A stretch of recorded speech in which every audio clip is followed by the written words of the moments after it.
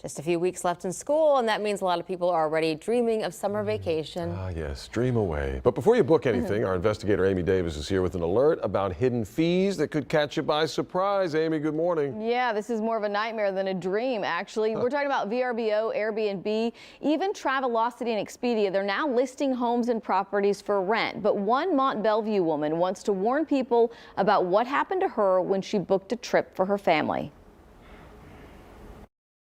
We pitched in, we all kind of had a budget to get a huge house. It's a summertime tradition for Dana Hickman and her extended family. They all meet up at one location to enjoy a vacation. This year, Dana used Vrbo to book a home in the Beavers Bend area of Oklahoma. So I booked it, I pressed the book, and then immediately I got an email. It had a whole list of different fees from what I paid on Vrbo. On Vrbo, the charges showed what she expected, the nightly fee plus a Vrbo fee of $581.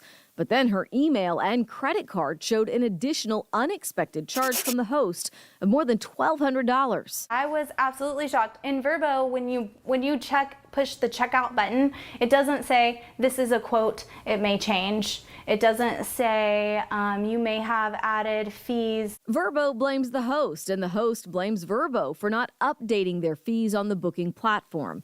But a consumer attorney tells KPRC Vrbo could be in violation of the Texas Deceptive Trade Practices Act for failing to disclose information at the time of the transaction to induce the consumer to make a purchase that they wouldn't have made if they had the information. And this is just one of the snags you can hit booking through a third party. Travel advisor Heather Keller with Perfect Landing Travel says there are others, like the word refundable. Make sure you know what it means. If it is refundable, a lot of times it's in the form of a credit that can only be used through that website. And what you book may not be what you get. There's no vetting other than a technical verified address, but it's not really a verified address. It's verified that that address does in fact exist.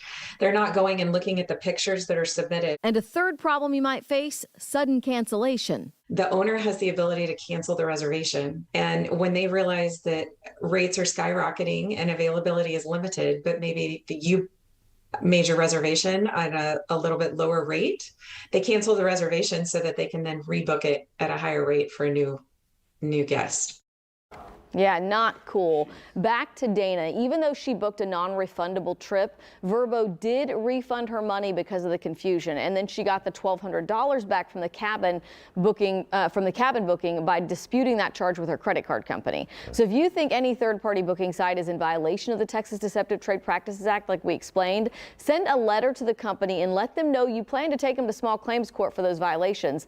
That demand letter will usually do the trick to get your refund, and you don't have to take it any further. And another instance where you want to use the credit card. Yes. Protect yourself, that second layer. Right, yeah, because it worked for her in this case. This is why we don't go anywhere, Amy. Right. Never raise them and tell the kids, trampoline park, a couple blocks away, back to the house. Thanks for That the works warning, too. Val. Now, Thanks. for the warning. Head